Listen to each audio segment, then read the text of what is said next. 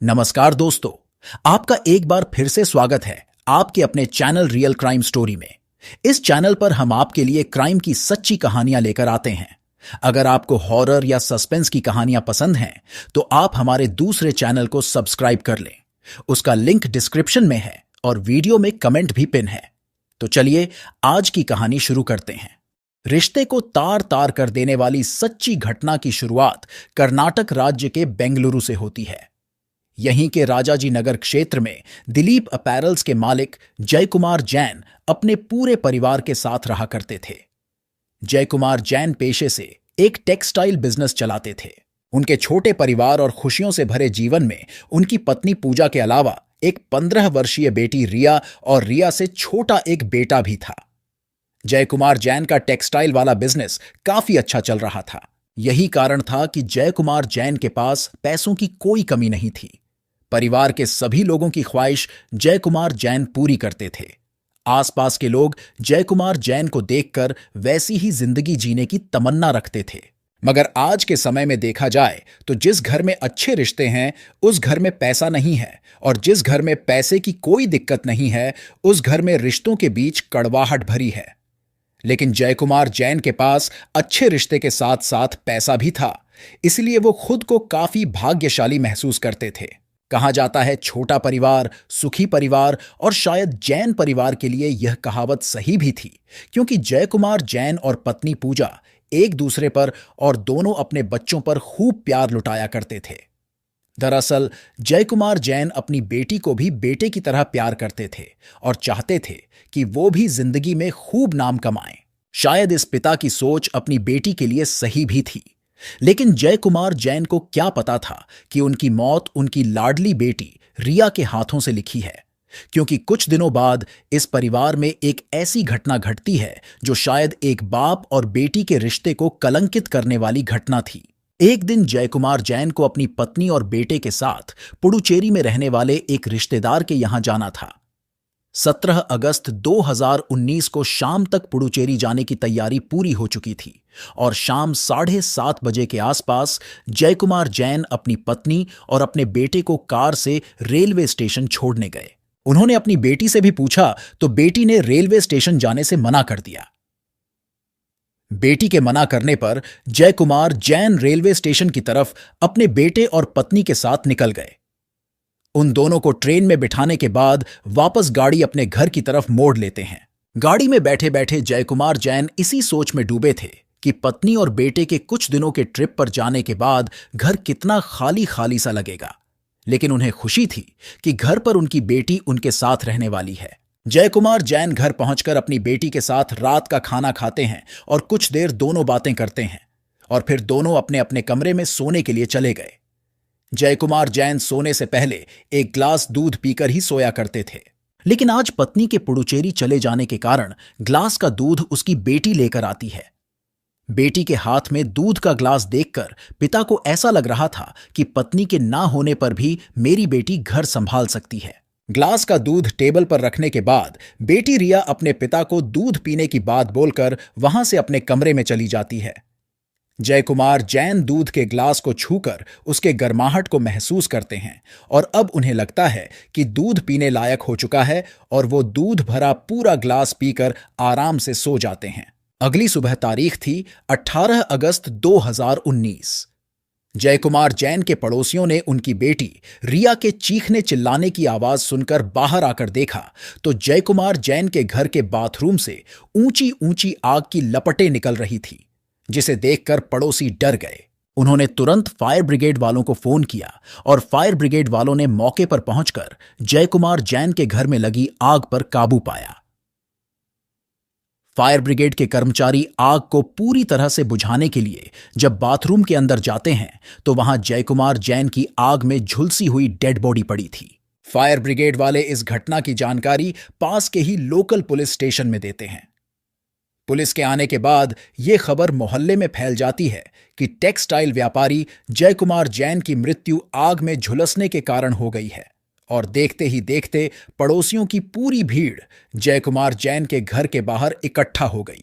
जयकुमार जैन को जानने वाले सभी लोग उनके साथ घटी इस घटना को देखने दौड़े चले आए थे। पुलिस भी लाश की शिनाख्त करते हुए पूछताछ करना शुरू करती है।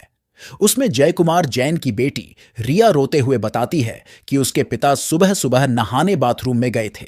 तभी अचानक इलेक्ट्रिक सर्किट होने के कारण बाथरूम में आग लग गई, जिसके कारण पापा अंदर ही झुलस गए। पापा ने अंदर से दरवाजा बंद कर रखा था, इसीलिए मैं उनकी कोई मदद नहीं कर सकी। लेकिन जब पुलिस ने फायर ब्रिगेड वालों से बयान लिया, तब उन्होंने बताया कि शॉर्ट सर्किट से इतनी खतरनाक आग नहीं लग सकती है जिसमें कि कोई इंसान जलकर इतनी बुरी तरह से मर जाए। फायर ब्रिगेड का यह बयान काफी चौंकाने वाला था। पुलिस ने अपने सीनियर अधिकारियों को इस घटना के बारे में बताया, क्योंकि जय कुमार जैन शहर के एक नामी व्यवसायी में से एक थे और उनकी मौत हुई थी। इसलिए इसकी छानबीन करने के लिए वहां के सहायक पुलिस और डीएसपी को भी इस केस में शामिल किया गया था। और कुछ ही देर बाद पुलिस आयुक्त और डीसीपी अपने साथ कुछ फोरेंसिक टीम को लेकर घटनास्थल पर पहुंच चुके थे। घटनास्थल की जानकारी लेने और सभी जरूरी सबूत इकट्ठा करने के बाद पुलिस को भी यह लगता है कि जय कुमार जैन की मौत शॉर्ट सर्किट से लगी आग के कारण हुई है। लेकिन जब पुलिस के टेबल पर पोस्टमार्टम रिपोर्ट रखी जाती है तो उसमें जय कुमार जैन के मौत को लेकर एक चौंकाने वाला खुलासा होता है। डॉक्टरों की पोस्टमार्टम रिपोर्ट बता रही थी कि जय कुमार जैन की मौत आग में झुलसने के कारण नहीं, बल्कि खून की कमी और ब्रेन में खून ना पहुंचने के कारण हुई है। पुलिस के लिए यह रिपोर्ट काफी चौंकाने वाली थी, क्योंकि ब्लड की कमी और ब्रेन तक ब्लड ना पहुंचना सिर्फ एक ही बात की ओर इशारा करते थे कि जय कुमार जैन को किसी धारदार वाले हथियार से मारा गया है, जिसमें ब्लड लॉस होने के कारण उसकी मौत हो गई। लेकिन फिर उसकी बेटी ने ऐसा क्यों कहा था कि उसके पापा की मौत शॉर्ट सर्किट में लगी आग में झुलसने के कारण हुई है? अब पुलिस को भी लगने लगा था कि जय कुमार जैन की मौत कोई दुर्घटना नहीं, बल्कि हत्या है। किसी ने काफी चालाकी से इस हत्या को अंजाम दिया है, क्योंकि जय कुमार जैन की बेटी रिया का बयान पोस्टमार्टम रिपोर्ट से बिल्कुल भी मैच नहीं हो पा रहा था। इसलिए पुलिस इस केस की छानबीन और भी गहराई से करना शुरू करती है। सूत्रों के अनुसार बताया जाता है कि जब पुलिस की फोरेंसिक टीम दोबारा रिया के घर गई तो वहां के सोफे से उसे कुछ ब्लड स्पॉट मिले थे, जिसे साफ किया गया था। फोरेंसिक टीम की इस रिपोर्ट पर जब पुलिस की नजर पड़ती है तो पुलिस का शक और भी गहरा हो जाता है कि जय कुमार जैन के साथ जरूर कुछ गलत हुआ था। पुलिस ने लोगों से पूछताछ के दौरान जय कुमार जैन के बारे में इतना कुछ सुना था कि पुलिस के मन में भी जय कुमार जैन की एक अच्छी छवि बन चुकी थी और पुलिस वाले भी इस अच्छे व्यक्ति की हत्या करने वाले हत्यारे को जल्द से जल्द पकड़कर उसे सजा देना चाहते थे। पुलिस अभी भी पड़ोसियों से पूछताछ करने में लगी थी। तभी पुलिस को एक चौंकाने वाली बात पता चलती है। कुछ लोग पुलिस को बताते हैं कि जय कुमार जैन की बेटी का गुपचुप तरीके से पड़ोस में रहने वाले प्रवीण नाम के एक लड़के से चक्कर चल रहा था। पुलिस को जब रिया और प्रवीण के प्रेम संबंधों के बारे में पता चलता है तो पुलिस को यह बात बेवकूफी भरी लगती है। लेकिन पुलिस जय कुमार जैन से जुड़े हर पहलू को टटोलना चाहती थी, इसलिए उसने पड़ोस में रहने वाले प्रवीण से भी पूछताछ करना शुरू किया। पूछताछ में रिया के साथ प्रवीण भी इस बात के लिए हामी भरता है कि जब रिया के पिता के साथ दुर्घटना हुई तो वो रिया के घर पर ही था। पुलिस को अब तक यह एक मामूली सा प्रेम संबंध लग रहा था, लेकिन उसके तार जय कुमार जैन की मौत से जुड़े हो सकते थे। पुलिस इतना तो समझ चुकी थी कि जय कुमार जैन की हत्या में कहीं ना कहीं रिया और प्रवीण शामिल है। इसलिए पुलिस ने रिया और प्रवीण दोनों के फोन हिरासत में लेकर उसकी कॉल डिटेल और फोन लोकेशन पता करने लगी। दोनों के फोन से ऐसे कई सारे सबूत हाथ लगते हैं जिसे देखकर पुलिस भी चौंक जाती है। पोस्टमार्टम रिपोर्ट और दोनों के फोन कॉल डिटेल देखने के बाद पुलिस का शक यकीन में बदल जाता है कि जय कुमार जैन की हत्या की गई थी और इस हत्या के पीछे कोई और नहीं बल्कि उनकी 15 साल की बेटी और उसका बॉयफ्रेंड प्रवीण शामिल था। पुलिस मौजूदा सबूत के तौर पर प्रवीण और रिया दोनों को गिरफ्तार कर लेती है, लेकिन दोनों अभी भी इस बात पर अड़े थे कि इस हत्या में उन दोनों का हाथ नहीं है। लेकिन पुलिस ये जानती थी कि इन्हीं दोनों ने मिलकर इस हत्या को अंजाम दिया है। बस जरूरत थी तो उनसे सच उगलवाने की। अब पुलिस अपने पूछताछ का तरीका बदलते हुए दोनों को अलग अलग कमरों में लेकर जाती है। क्योंकि रिया नाबालिग थी, इसलिए उससे ज्यादा सख्ती से पूछताछ नहीं की जा सकती थी। लेकिन प्रवीण 19 साल का था, इसलिए पुलिस उससे सख्ती से पूछताछ करना शुरू कर देती है। पुलिस के डंडे को देखकर प्रवीण डर जाता है और वो सच कबूल कर लेता है। साथ ही परवीन इस हत्याकांड में रिया का भी नाम पुलिस के सामने रख देता है। रिया को जब पता चलता है कि परवीन ने अपना जुर्म कबूल कर लिया है तो वो भी टूट जाती है और पुलिस के सामने अपना जुर्म कबूल कर लेती है।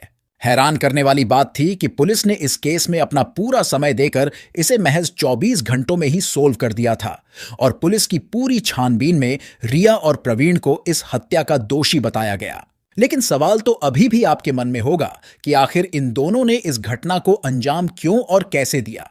तो चलिए एक भले इंसान जय कुमार जैन को जान से मारने के पीछे की पूरी कहानी की सच्चाई को जानते हैं। जय कुमार जैन की बेटी रिया बेंगलुरु शहर के ही एक इंटरनेशनल स्कूल में पढ़ा करती थी।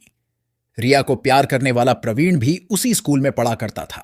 प्रवीण के पिता एक प्राइवेट कंपनी में जॉब किया करते थे, लेकिन कुछ समय पहले ही कंपनी ने उन्हें कुछ पैसे देकर कंपनी से निकाल दिया था। प्रवीण के पिता की नौकरी तो चली गई थी, लेकिन कंपनी ने उन्हें अच्छे खासे पैसे भी दिए थे। प्रवीण के पिता ने उन सारे पैसों को अपने बेटे के नाम से बैंक में जमा करा दिया और उस पैसे पर मिलने वाले बैंक के ब्याज से ही घर का खर्चा भी चल रहा था। इधर रिया और प्रवीण पहले तो कॉलेज में मिले और जब उन्हें पता चला कि रिया उसी के घर के आसपास से स्कूल आती है तो फिर उन दोनों में दोस्ती हो गई और ये दोस्ती धीरे धीरे प्यार में बदल गई। लेकिन बात कुछ अजीब थी कि प्रवीण रिया से 3 साल बड़ा था। रिया अभी 10वीं क्लास की स्टूडेंट थी, वहीं प्रवीण 10वीं पास करके शहर के ही एक प्राइवेट कॉलेज से बीकॉम कर रहा था। इधर रिया का स्कूल प्रवीण के कॉलेज से थोड़ा दूर था, इसलिए दोनों का मिलना जुलना कम ही होता था। लेकिन फिर भी प्रवीण समय निकालकर रिया से मिलने चला जाता और जिस दिन मिलने का प्लान नहीं बन पाता तो वो दोनों फोन पर ही बात कर लिया करते थे। अक्सर घर पर रिया प्रवीण से फोन कॉल या चैट पर बातें किया करती थी। पिता जय कुमार जैन अपनी बेटी के लंबे लंबे फोन कॉल से भी थोड़ा चिंतित हुआ करते थे, लेकिन फिर भी जय कुमार अपनी बेटी पर दबाव नहीं डालते थे। शायद उन्हें अपनी परवरिश पर भरोसा था, लेकिन लगातार फोन पर बात करने के कारण जय कुमार जैन को शक हुआ और जब उन्होंने रिया के फोन कॉल वाले लड़के के बारे में पता किया तो पता चला कि वो लड़का उन्हीं के पड़ोस में रहने वाला प्रवीण कुमार है। जिसके बाद जय कुमार जैन ने रिया को काफी हिदायतें दी और उसे उस लड़के से दूर रहने को भी कहा। लेकिन पिता के मन में अपनी बेटी के लिए प्यार उसे कमजोर कर रहा था, इसलिए पिता ने रिया को आराम से ही समझाने की कोशिश की। लेकिन शायद रिया को अपनी जिंदगी में पिता की एडवाइस की जरूरत ही नहीं थी, इसलिए पिता के लाख समझाने के बाद भी वो अपने बॉयफ्रेंड प्रवीण से छुप छुप कर ही सही लेकिन बातें करती ही रही। रिया भले ही 15 साल की थी, लेकिन उसका शरीर एक मैच्योर लड़की की तरह था, इसलिए रिया सुंदर भी दिखती थी। अक्सर उसकी सहेलियां भी उसकी तारीफ किया करती थीं। रिया को अपने परिवार का दबाव बिल्कुल भी पसंद नहीं था। स्कूल में अपने दोस्तों के साथ वो हमेशा पढ़ाई लिखाई से ज्यादा फैशन मॉडलिंग और हॉट लुक वाले कपड़े के बारे में बातें किया करते थे। अब तक पिता को अपनी लाडली बेटी पर काफी गर्व हुआ करता था, लेकिन एक दिन रिया ने कुछ ऐसा कारनामा किया जिसके बाद पिता को अपनी परवरिश पर ही शक होने लगा। दरअसल वो घर से झूठ बोलकर अपने बॉयफ्रेंड प्रवीण के साथ 5 दिनों के लिए मुंबई ट्रिप पर चली गई और वहां जाकर उसने खूब सारी मस्ती की, खूब सारी फोटो शूटिंग करवाई और हॉट कपड़ों में मॉडलिंग कंपटीशन में भाग लिया। यह बात केवल रिया की मां पूजा को ही पता थी, लेकिन बेटी के घर में ना होने के कारण जय कुमार जैन जब पूछने लगे तो पूजा को भी मजबूर होकर बताना पड़ गया कि रिया मुंबई गई हुई है। और जब रिया मुंबई से वापस घर लौटी तब जय कुमार जैन को काफी गुस्सा आया और उन्होंने अपनी बेटी की पिटाई भी की और उसका मोबाइल भी छीन लिया। दरअसल पिता को यही बात पता थी कि रिया अपनी सहेलियों के साथ मुंबई गई है, लेकिन जब जय कुमार जैन ने उसकी सहेलियों को फोन किया तब उसकी सहेली ने बताया कि रिया उसके साथ नहीं बल्कि वो अपने बॉयफ्रेंड प्रवीण के साथ मुंबई गई है। उसके बाद ही वो गुस्से से लाल हो गए और उसने अपनी बेटी की पिटाई कर दी। अब रिया बचपन के खिलौने और मां बाप के प्यार को छोड़कर जवानी की दहलीज पर कदम रख चुकी थी और अब उसे अपने मां बाप के सोच और विचारों से कोई फर्क नहीं पड़ता था। मुंबई ट्रिप वाली हरकत के बाद भी रिया की सोच में ज्यादा बदलाव नहीं हुआ। मां बाप हमेशा अपनी बेटी रिया की फिक्र में डूबे रहते थे और उसे सुधारने के लिए कभी प्यार से तो कभी डांट से उसे समझाते थे, लेकिन रिया अपने मां बाप की चिंता से बेफिक्र होकर हर पल केवल प्रवीण के बारे में ही सोचती रहती थी। वो किसी भी हालत में प्रवीण से दूर नहीं होना चाहती थी। उधर कुछ ऐसा ही हाल प्रवीण का भी था। रिया पर पाबंदी लगने के बाद भी वह छुपकर किसी मॉल या साइबर कैफे में प्रवीण से मिलने जाया करती थी। जब जयकुमार जैन ने अपनी बेटी रिया का मोबाइल छीन लिया, तब प्रवीण ने उसे दोबारा नया मोबाइल लाकर दे दिया।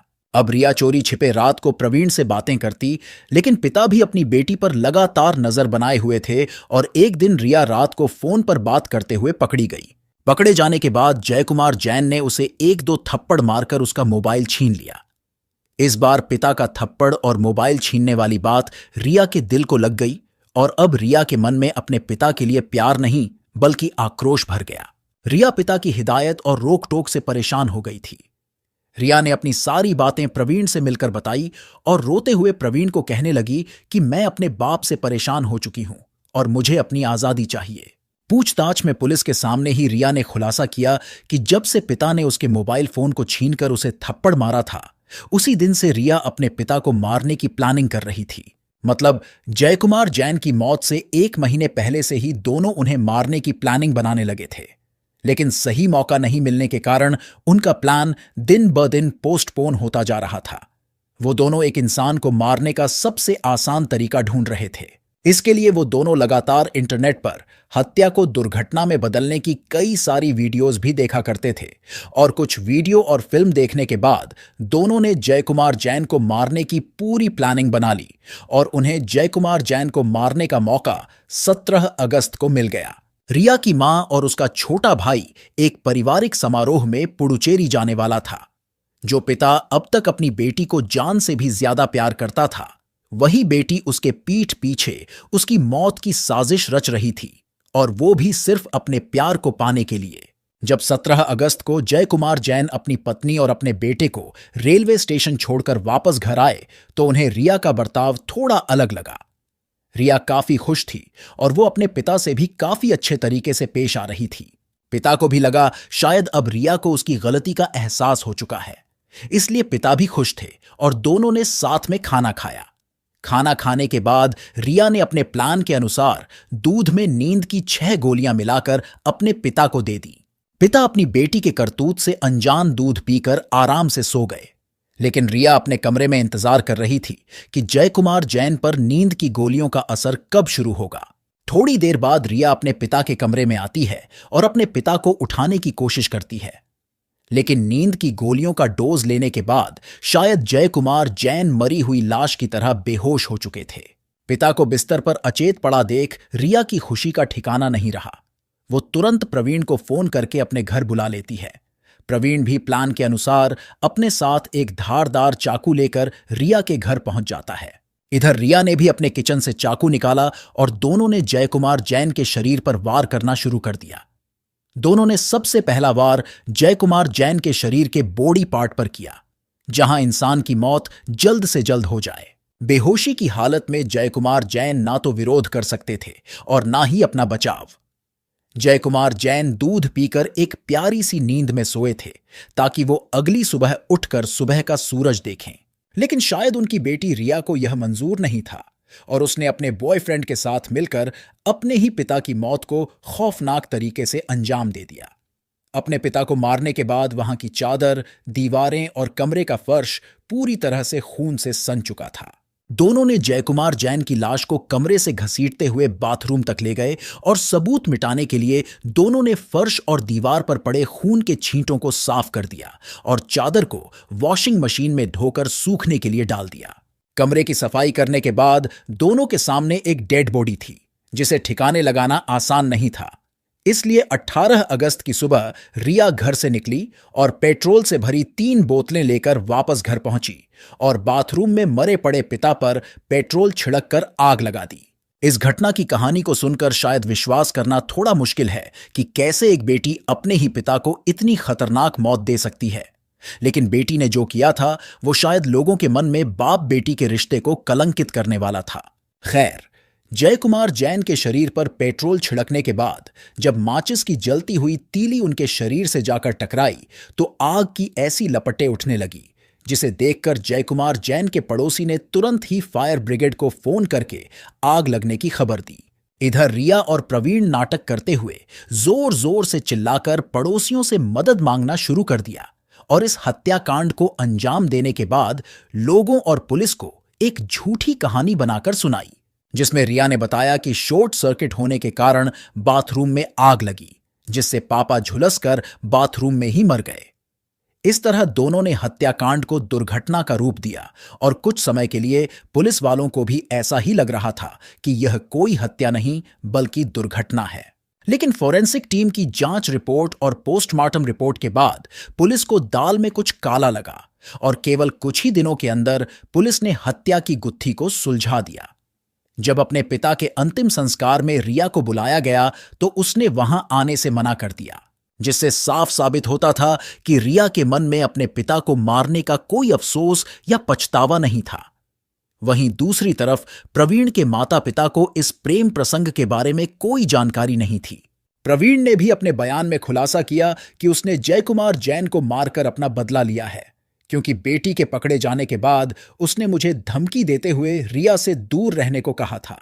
साथ ही प्रवीण बताता है कि जय कुमार जैन हमारे इस रिश्ते से खुश नहीं था, इसलिए अक्सर वो रिया को मारा करता था और यह बात प्रवीण को बिल्कुल भी पसंद नहीं थी और अंत में प्रवीण ने रिया को अपने पिता की प्रताड़ना से बचाने का फैसला लिया और इस तरह दोनों ने मिलकर एक खौफनाक हत्याकांड को अंजाम दिया।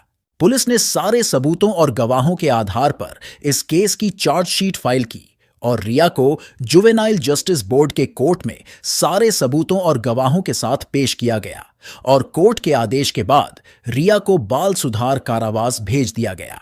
लेकिन प्रवीण बालिग था, उसकी उम्र 19 वर्ष थी, इसलिए उसे मजिस्ट्रेट के सामने पेश किया गया। सारे सबूत और गवाहों को देखते हुए प्रवीण को हत्या का आरोपी बताते हुए उसे जेल भेज दिया गया। प्यार में पड़े दोनों ने एक भले इंसान की हत्या करने के लिए एक परफेक्ट मर्डर प्लान बनाया था, लेकिन शायद उनकी किस्मत में जेल की रोटी लिखी थी। आज के लिए बस इतना ही।